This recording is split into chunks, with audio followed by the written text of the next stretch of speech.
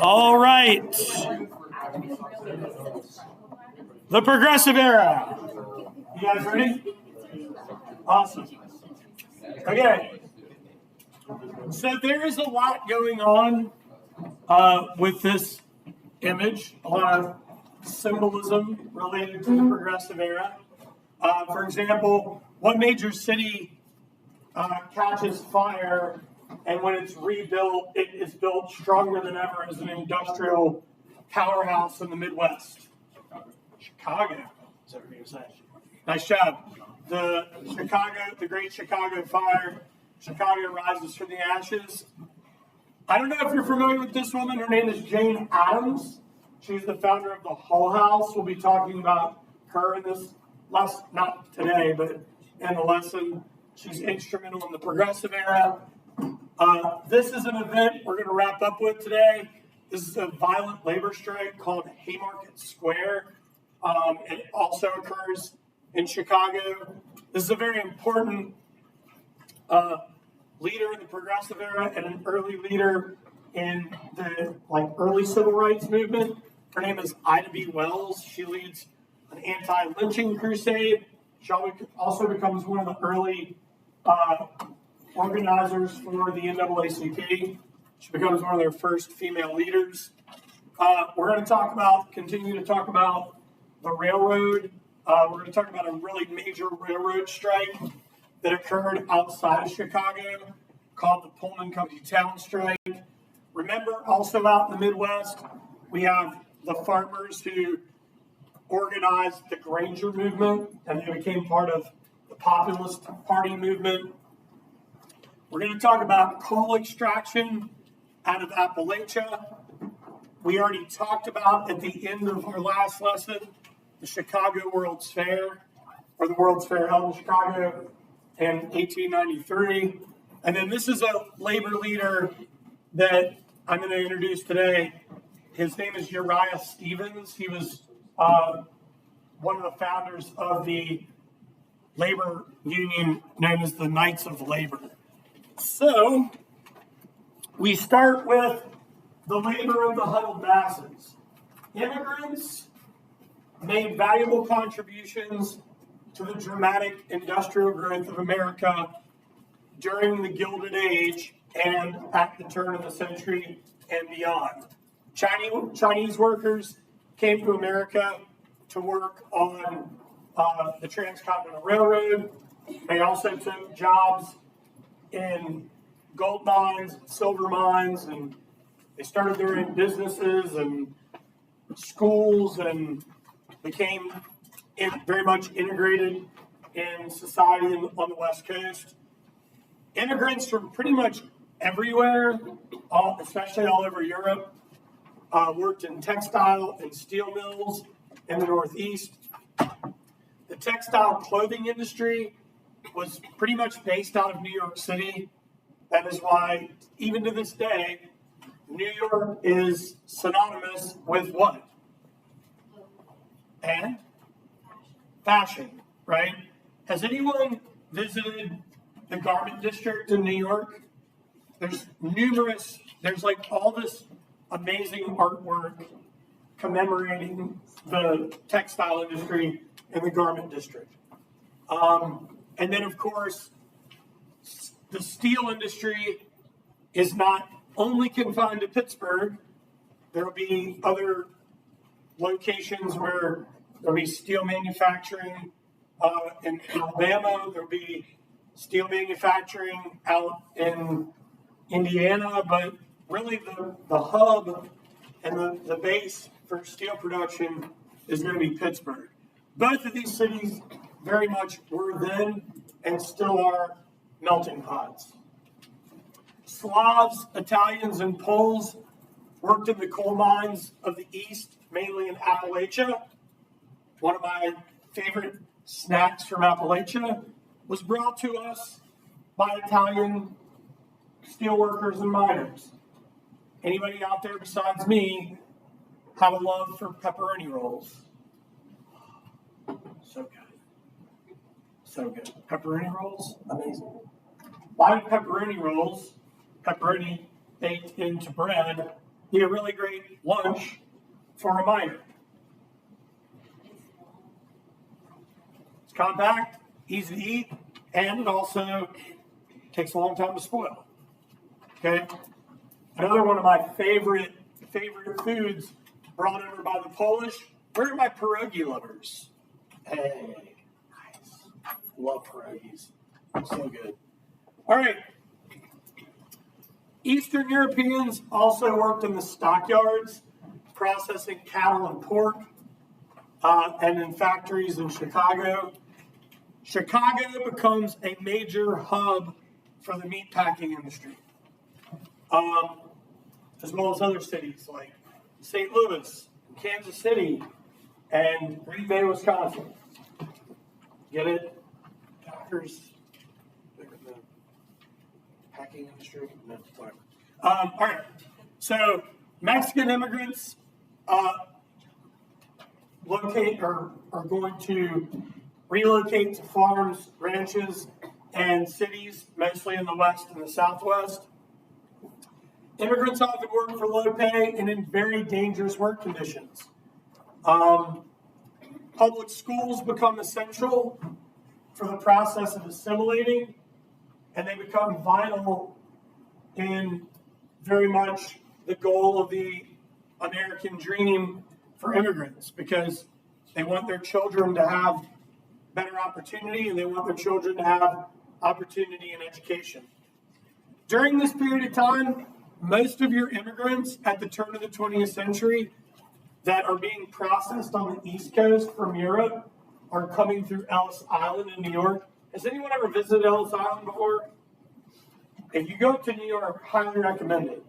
It's worth taking a couple of hours to take the ferry from the Battery across over to Ellis Island. For many of these immigrants, their first view of the city and America was the Statue of Liberty, which was a gift from France in 1885 as a result of our alliance all the way back to the Revolutionary War. Immigrants coming from Asia, they typically immigrated to and were processed on Angel Island off the coast of San Francisco. But the arrival of new immigrant groups lead to fear and resentment and a lot of prejudice toward these groups related to race, religion, politics, and cultural issues. This results in gang violence, and politically it also results in anti-immigration laws. The first anti-immigration act that we've learned about was the Chinese Exclusion Act in 1882 in our last lesson. The next widespread immigration act we passed in 1903. It's the Anarchist Exclusion Act, which we'll talk more about later in this lesson. And then as we move into the era of American imperialism, World War I, and the Roaring '20s, we're going to be talking about immigration restriction acts that were passed in 1921 and later in 1924. So I'll talk a little bit about the Immigration Restriction Act of 1921 here momentarily. Does anybody have any questions up to this point? Is everybody good? All right. So on the top left, we have Ellis Island. On the top right, this is a group of European immigrants being processed. Does anyone out there know if they have family that went through Ellis Island? All right. 1, 2, 3. All right. 4. Any other Ellis Island descendants? Okay. Cool. That's impressive. 4 people in class, Ellis Island descendants. And then Angel Island, off the coast of San Francisco. This is a group of Japanese immigrants. Any Angel Island descendants? Angel Island? No? Okay. Because I have taught Angel Island descendants in the past. I actually had a former student do a pretty amazing project on Angel Island. Bless you. All right. I've got a few very powerful cartoons to share. So this is another very famous cartoonist, Frank Beard. He is producing a cartoon to try to bring awareness and exploit the prejudices directed toward immigrants. So what we have is an immigrant trying to get into the U.S., and on his back he has Sabbath desecration, which is a barrel of wine. He's got a little bomb that says anarchy. He has a bag that says disease. He has a bag that says poverty. And he has a bone around his neck that says superstition. And Uncle Sam's at the gate, holding his nose, preventing him from getting in. What these cartoonists are trying to do is blow the whistle on the hypocrisy and the problem with the Immigration Restriction Acts of this era. This one over here, Uncle Sam with the little 3% gate on the funnel, is related to the Immigration Restriction Act of 1921 that established what was called a quota system. This basically provided a quota that allowed the United States to only accept 3% of the population from a nation to enter the U.S. in a given year. We're going to talk more about this one after World War I. Because we're going to see a lot of immigration restriction ramp up out of fear that communism will spread to America. I think this one is the most powerful cartoon in connection with immigration restriction. This one's done by Joseph Kepler, the same guy that we talked about last lesson, who did the Bosses of the Senate cartoon. It shows this, it's entitled Looking Backward, and it shows this immigrant stepping off of the boat, and you have these 5 tycoons blocking him from entering. But what does the shadow of these tycoons represent?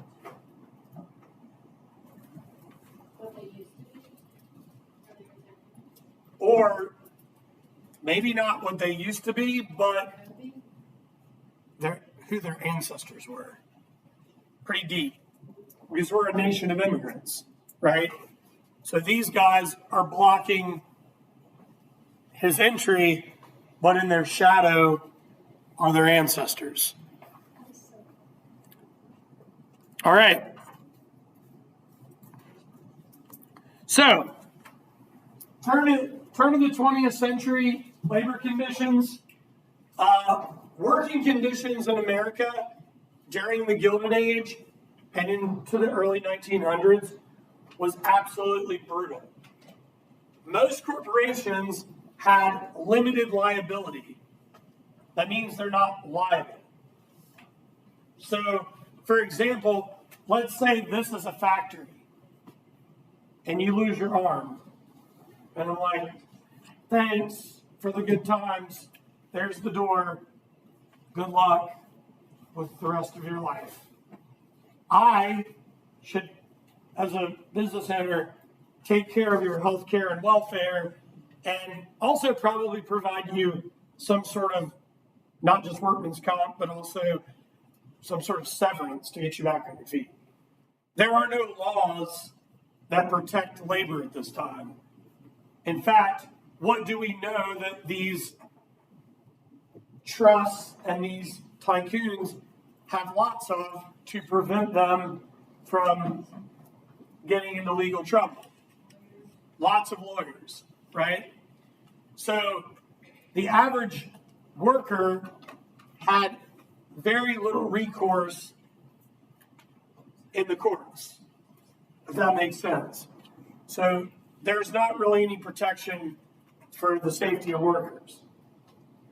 This is what leads to the rise of the national labor union movement and industrial conflict in the era.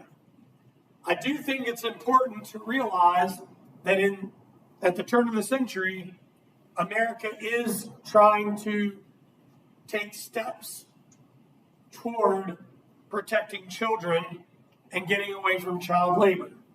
The first organization that is established is the National Child Labor Committee, the NCLC, established in 1904 to promote rights and well-being for children.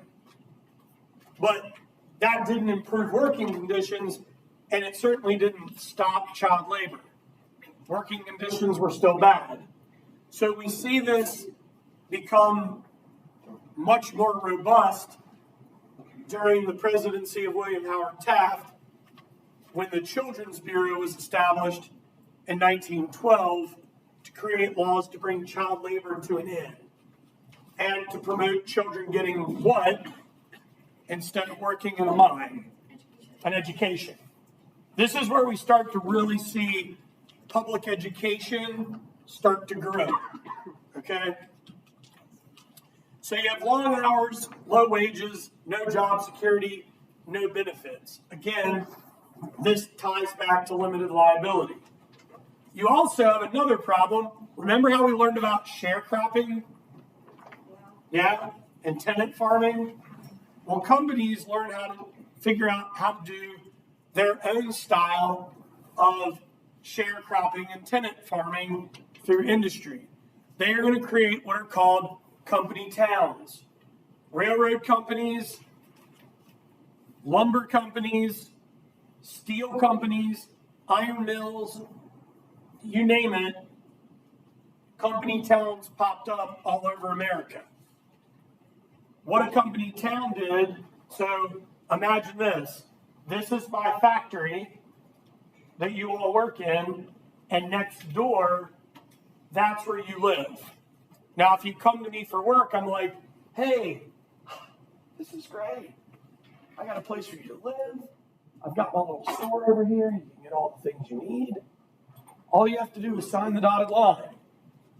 And then you come to collect your check, and I'm like, sorry, you're not going to get paid for 6 months because you owe me rent, and you owe me for your groceries, and you owe me for all the equipment you needed. And you also owe me interest. To make matters worse, I don't pay you in real money. I pay you in what is called script, basically Chuck E. Cheese tokens, worthless. So you have a very difficult time getting out of this cycle. You're just stuck in this debt cycle. And the bosses, what do they want your children to do? Yes. They want this to become a generational cycle that your family is just stuck in and can't get out of. That's why a lot of people, when the opportunity presented itself, ended up joining what in order to get out of company towns? Any ideas? The military. Actually, I had a really powerful and very interesting moment about 15 years ago. I was teaching a class at John Tyler, now Bright Point, in the evening, and I had an older retired Air Force sergeant in the class who was taking advantage of the GI Bill. Really great guy. I'm teaching this lesson, and he raises his hand, and he's like, you mind if I share something? I'm like, of course. What's up? He's like, I was one of those kids that joined the military to get out of a company town. This guy grew up in a company town in West Virginia. He had no running water, no indoor plumbing, and his father did not receive real money until 1972. That's insane. This is not that long ago, all right? So how many of you guys have been to Snowshoe, West Virginia? Hey, do you know that little town, Cass, that you passed? That's a company town. That's what that is. It was a lumber company town. Next time you guys go over there, pay attention. Slow down. Look at it. As soon as you cross over the Greenbrier River and that railroad track, that was the company town store. And then as you're weaving through, those are the little houses everybody lived in. Yeah, it's like all the houses are the same. Yeah. And I'm going to share a picture for everybody else that's never seen it. So, women during this era were paid half than men in most lines of work. There were some exceptions, but rarely. So what does this mean? In 1900, the average wage was less than $500 per year for a woman. $500 a year, okay? So the influx of immigrants provided labor for low wages and in poor environments. This is what pushed workers to unionize. They want to improve their condition. Corporations, they have their methods. They can hire strike breakers. They can ask the courts to stop strikes. They can also bring soldiers in. Sometimes they appeal to governors to bring in the National Guard. Sometimes they appeal to the president to bring in U.S. military forces. That actually happened on a couple of occasions related to railroad strikes, once with Rutherford B. Hayes, and another time with Grover Cleveland. There's a really big famous strike that led Warren G. Harding to send soldiers in that we'll talk about next class. They could also hire their own private agents. So, for example, Pinkerton agents were very well paid to provide private security. And when they got involved, it often got violent. We're going to talk about a strike that involved Pinkerton agents next class. Other methods: hiring scabs or replacements, lockouts to starve out their employees, forcing employees to sign ironclad oaths or yellow dog contracts. These were contracts in which they promised not to join unions. They could also be blacklisted, which meant they were put on a list that barred them from getting work elsewhere. Questions up to this point? All right, so this is child labor in a textile factory at the turn of the century. That is Cass, West Virginia. If you've been through there, you know what you're looking at. If you've never been through there and you're like, man, why are all these houses exactly the same? It's the lumber company. It was their company town. Okay? Hey. All right. So this is where I pump the brakes today. The Knights of Labor in Haymarket Square. So after the Civil War, because remember, the Civil War pauses the suffragette movement, and it also pauses the labor union movement. When the war ends, the National Labor Union forms in 1866. It was pretty impressive. Their membership got up to 600,000. However, they were pretty racist. So they barred the admission of the Chinese, they barred the admission of African Americans, and they barred the admission of women. What ultimately took them down was the Panic of 1873. Remember that bad one when Jay Cooke and Company collapsed? And there was all those railroad failures. Well, a lot of the companies and businesses that these union members had worked for, they failed. So these people were out of work. This leads to the rise of a new and more powerful union, the Knights of Labor, formed in 1869. This is a skilled and unskilled labor union that actually made some major gains in the era. They were led by Uriah Stevens, Terrence Powderly, and Mary Harris Jones, Mother Jones. they were a little bit more of an equal opportunity labor union. They ended up winning a number of strikes. They helped secure the 8-hour workday. They staged a successful strike against the corrupt Wabash Railroad in 1885. And by that point, this is like right at the end of their existence. Their membership at its height got up to an estimated 750,000. Other unions are going to form because of the Knights. The American Federation of Labor, skilled labor union I'm going to teach you about next class, the American Railway Union, Rail Workers Union that we'll talk about later, the International Workers of the World, the Wobblies, the Amalgamated Association of Iron and Steel Workers, the International Ladies Garment Workers Union. This is a result of the Triangle Shirtwaist Company fire in 1911. Are you all familiar with that? It was one of the worst workplace disasters in American history. Hundreds of women died in this fire. We'll talk more about it later. There's also a vigilante group that was made up of a lot of Irish immigrants known as the Molly Maguires.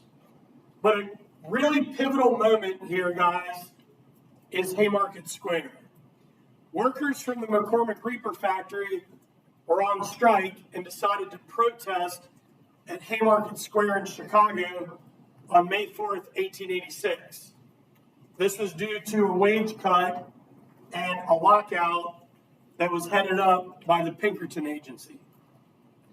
Chicago had one of the largest numbers of membership of the Knights of Labor. There's about 80,000 members of the 750,000 members in Chicago alone. And there were a few hundred anarchists that had infiltrated the Knights by this point, and that becomes problematic, and it will ultimately lead to the collapse of the Union altogether. All of this kind of started with a May Day march on May 3rd that was a bit violent. And they decide on May 4th, on the evening, they're going to have a large protest to reflect on what happened on May 3rd. So things were pretty calm early on the evening of the 4th. But tensions start to build as Chicago police arrive, who had been involved in the previous day's violence. We still don't know who did it, but somebody throws a dynamite bomb into the crowd, instantly killing one police officer. This breaks into a huge melee. Numerous people are injured. 6 more police officers are killed. Another dozen or so are horribly wounded as a result. And 8 anarchists are rounded up and tried for the crime. The problem is they are anarchists, but there's not really enough evidence to convict them. But because we have this Red Scare type of feeling going on, 5 of them are sentenced to death. 3 of them receive pretty stiff prison sentences. 2 of them got life sentences. 1 guy got a pretty long extended sentence. 4 of the 5 were executed. 1 took his life before his execution. And within a year or 2, the other 3 were pardoned by the governor of Illinois. But this is going to put a nail in the coffin for the Knights, because the Haymarket Square riot was so associated with the Knights and associated with anarchists that the Union was never able to recover. A lot of these Knights end up joining other labor unions like the American Federation of Labor that we'll talk about next class. So this is a sketch that was published in Harper's Weekly of the Haymarket Square riot on May 4th, 1886. Any questions? Any comments? All right, cool.